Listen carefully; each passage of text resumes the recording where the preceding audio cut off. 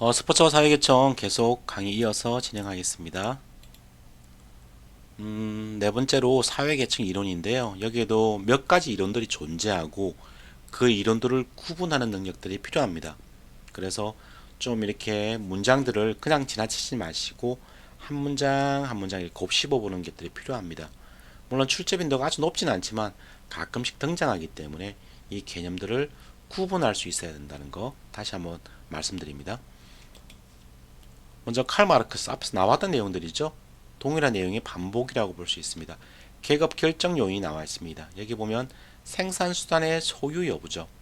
즉 자본가와 노동자로 구분하는데 자본가는 지배자이고 착취 계급으로 이렇게 구분하고 있고요.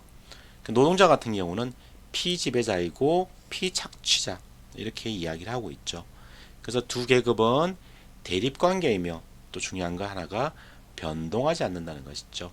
이 두 계급이 생활 양식, 정치적 성향, 신념, 가치관 등을 규정한다는 것이죠. 무슨 말이냐면 생산 수단의 소유 여부, 즉 자본가이냐 노동자이냐 이런 경제적인 이유 자체가 우리의 생활 양식이나 정치적 성향, 신념, 가치관 등을 규정한다는 것이 바로 이 칼 마르크스의 주장이라고 볼 수 있습니다.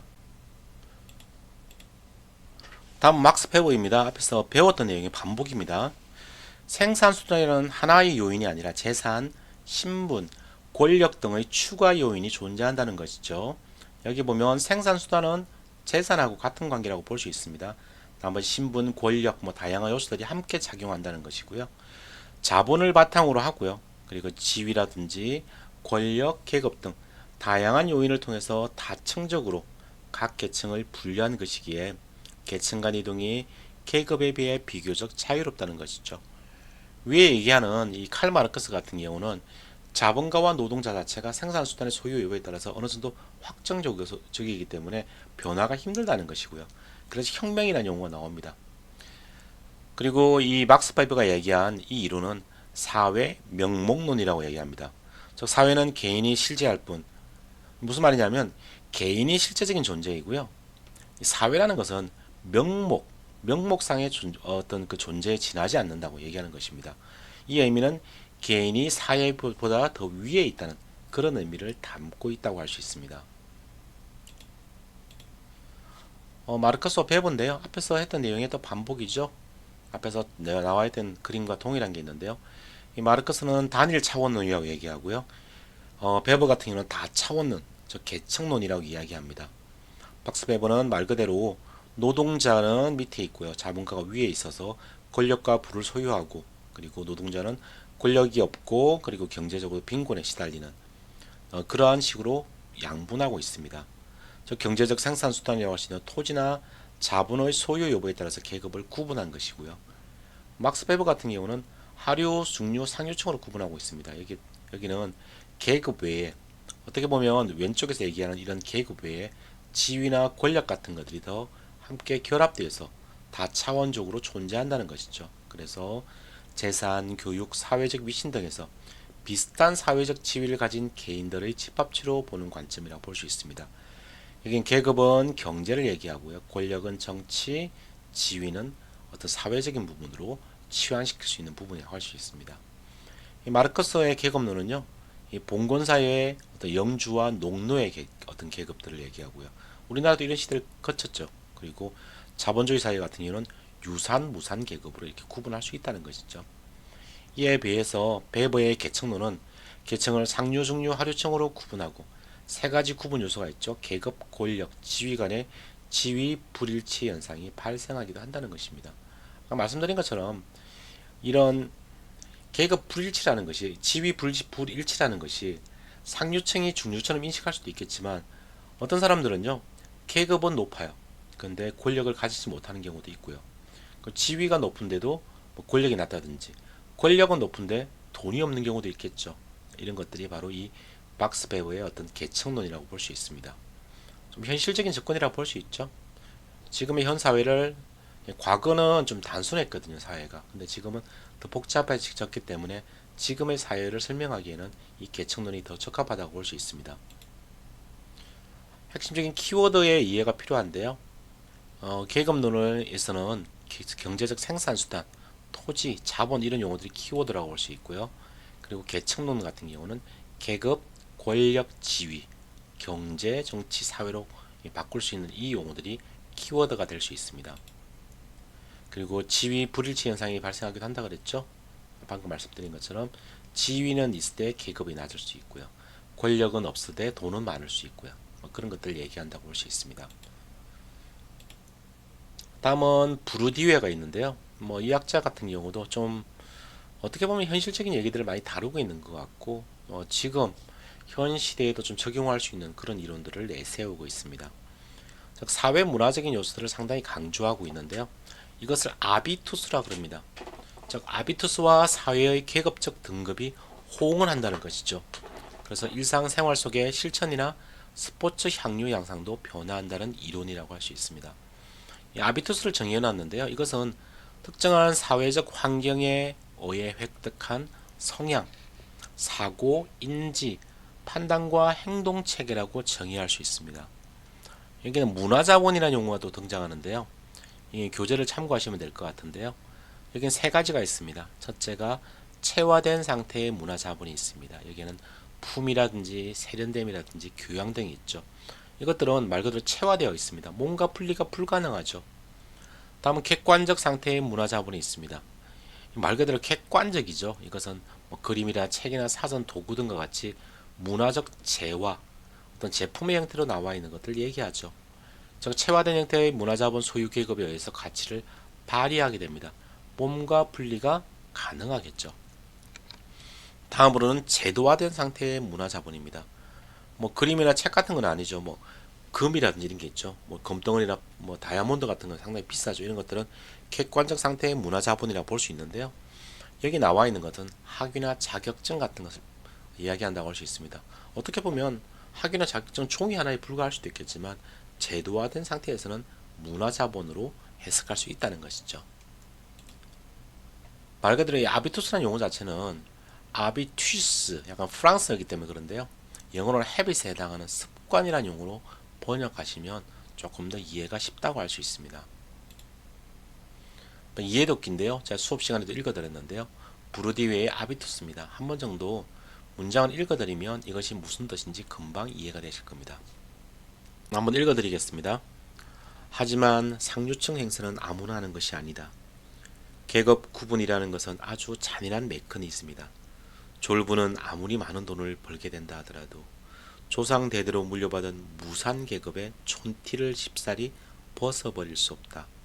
그래서 그는 생선용 포크나 나이프를 사용할 줄도 모르며 자기의 페라리 뒷 유리창에 원숭이 인형을 매달아 둘 것이고 전용 제트기의 계기판에는 성 크리스토포로의 조각상을 올려놓을 것이다. 또 모국어인 이탈리아어를 하면서 매니지먼트 같은 영어 단어를 서툰 발음으로 섞었을 것이다. 그 때문에 그는 게르만트 공작 부인 같은 고상한 사람들에게서는 절대로 초대를 받지 못한다. 이 가로에 안에 있는 게 문장이 또 재밌죠? 그는 다리만큼이나 긴 요트를 가지고 있는 자기 같은 사람이 왜 초대를 받지 못하는지 모르겠다며 속이 끓을 것이다. 바로 이 부르디웨의 아비투스를 얘기해주는 중요한 그런 어떤 예문이라고 볼 수 있습니다. 한 번 정도 읽어보시면서 좀 내용을 곱씹어 보시면 좋을 것 같아요. 다음은 라이트가 있습니다. 세 가지 통제가 존재한다는 것인데요. 여기는 투자나 화폐 자본이 있고요. 다음은 물리적 생산 수단이 있고 노동력 세 가지가 있다는 것인데 좀 깊이 있는 내용을 좀 다루지 않는 그런 학자라고 볼 수 있습니다. 그리고 배블런이 있습니다. 이건 가끔 시험에 나오기도 했죠. 돈을 쓸 필요가 없는 물건을 구매를 통해 사회적 지위, 위세, 명예를 얻는 것을 얘기합니다. 그래서 예절, 교양, 품위 있는 업복과 행동을 위해서 시간을 소비하는 그런 계층들이 있죠. 그래서 이것을 유한 계급이라고 얘기합니다. 유한하다 이런 뜻이 아니고요. 한계가 있다 이런 뜻이 아닙니다. 영어를 보면 레저가 나오죠. 그죠? 리즈 클래스 이렇게 나와 있죠. 그러니까 레저 계급 이런 뜻이거든요. 레저 계급 이론이라고 볼 수 있죠. 레저가 뭐라고 말씀드렸습니까? 레저라는 것은 우리나라 말로 여가라고 말씀드렸습니다. 여가라는 것은 남는 시간이라는 뜻이죠. 유한이라는 의미 자체가 여기 나와 있는 게 있을 유자에다가 한가할 한자를 써서 한가한 시간이 있는 사람, 그런 계급을 이야기하는 것입니다. 이처럼 남에게 자신이 부자라는 인식을 각인시키려는 충동과 동기를 배불러는 과시적 소비라고 말한다. 배불런 효과라고 이렇게 얘기할 때 제가 수업 시간에도 설명드렸지만 배불른, 배부른, 그쵸? 유한 계급론 이렇게 좀 같이 이렇게 그 말장난이긴 하지만 이런 식으로 외워놓으시면 조금 더 기억하시기가 편하시겠죠? 다음 채권학자들의 경향인데요. 경제적 측면과 고용 그리고 생활 양식이나 소비 패턴 같은 문화적 요인들을 어떤 중요한 요인으로 생각을 하고 있습니다. 즉 어떤 옷을 입고 무엇을 먹으며 그리고 자신의 몸을 어떻게 가꿀 것인가 그리고 어디에서 쉴 것인가 이런 것들을 계급 결정 요인으로 보는 것이 채권학자들의 견해라고 볼 수 있습니다. 다음은 사회계층 이론 비교인데요. 보면 이제 기능주의적 접근하고 갈등주의적 접근의 비교가 있습니다. 이번 기회에 한 번 정도 이렇게 생각해 보시면 좋을 것 같은데요. 갈등주의 하면은 뭐가 떠올라야 되죠? 칼 마르크스가 떠올라야 되죠. 그죠? 그리고 기능주의 얘기하면요. 바로 막스 베버가 떠올라야 됩니다. 오른쪽은 계급이고 왼쪽은 계층이죠.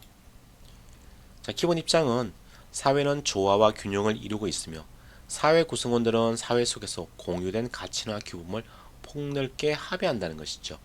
제가 기능주의 얘기할 때 다른 수업 시간에도 설명드렸지만 범죄를 저질렀다. 범죄란 개념이 있으면 이 범죄라는 것은 말 그대로 이 사회가 조화와 균형을 어떤 이루기 위한 하나의 요소로도 작용합니다. 그 자체를 나쁘다 이렇게 하는 것이 아닙니다. 누가 범죄를 저지르면 범죄를 저지르게 되면 재판정에 가서 어떤 뭐 판결을 받아서 감옥에도 갈 수 있구나. 그러면 나는 범죄를 저지르면 안 되겠구나. 이런 기능들을 가지고 있다는 것이 바로 기능주의적 접근이라고 볼 수 있습니다. 이외에서 갈등주의적 접근은 사회의 각 집단 간에는 이해관계나 쟁취를 둘러싸고 항상 긴장과 갈등이 존재하고 있다고 정의하고 있습니다. 전제 자체는 기능주의 같은 경우는 사회 구성 요소들은 상호 의존적인 관계이며 제가 벌집 모양을 이렇게 1주차 때 설명을 드렸습니다. 1장에서 이게 막 벌집처럼 이렇게 딱 짝짝 짜여 있는 그림들을 생각해 보시면 됩니다. 사회 전체의 유지와 통합에 필요한 기능을 분담하여 수행한다는 것이죠. 스포츠가 있으면 스포츠도 그러한 기능을 가지고 있겠죠. 갈등주의적 접근에서 보면요. 사회 구성 요소들은 희소 가치를 둘러싸고 상호 갈등 관계에 있으며 그리고 이러한 갈등이 사회 변동에 기여한다고 볼 수 있습니다. 비판을 보면요. 이 기능주의적 접근은 상당히 좀 보수적인 접근이라고 볼 수 있고요. 그리고 급격한 사회 변동을 설명하기가 어렵습니다. 이에 비해서 갈등주의적 접근은 조화와 협동을 좀 무시하는 경향이 있죠. 그리고 사회 구성 요소의 합리적 역할 분담을 설명하기 어렵습니다. 늘 긴장과 갈등을 강조하기 때문에 그렇습니다. 다음은 스포츠 계층 비교인데요. 이런 부분들도 가끔 시험에 나오긴 합니다. 문장으로 나옵니다. 앞에 나와 있는 이 스포츠 계층 이론 비교를 함께 생각해 보시면 쉽게 이해할 수 있는 부분이라 할 수 있습니다. 먼저 기능주의적 접근을 보시면요. 스포츠 계층은 일반 사회의 가치 체계를 반영하고 있으며 이는 사회 통합과 체제 유지의 기능을 담당한다는 것이죠. 앞에서 뭐가 떠오릅니까? 투민의 사회계층의 특징에 첫 번째 나왔던 거죠. 사회성하고 관련이 있습니다. 일반 사회의 가치 체계를 반영한다는 것이죠. 일반 사회의 어떠한 패턴이 있죠. 그 패턴을 그대로 스포츠 계층도 반영하고 있다는 것입니다. 그리고 스포츠의 보상 체계는 사회에서의 차별적 보상 체계의 필요성을 시키는 역할을 하고 있죠. 여기 중요한 문장에 보면 차별적 보상 체계의 필요성을 강화시킨다는 것인데 유능한 인재의 참여를 유도하는 그런 기능을 가지고 있다는 것이죠. 그리고 스포츠는 사회적 상승 이동을 위한 수단이 될 수 있다는 것입니다. 이에 비해서 갈등주의적 접근은 스포츠는 권력 집단이 대중을 통제하기 위한 수단으로 이용하고 있다는 것이고요.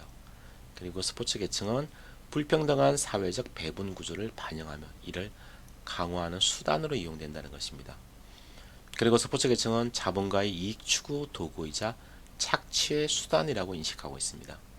그리고 같은 스포츠에 참여하더라도 참여자 간의 소외를 추상하죠.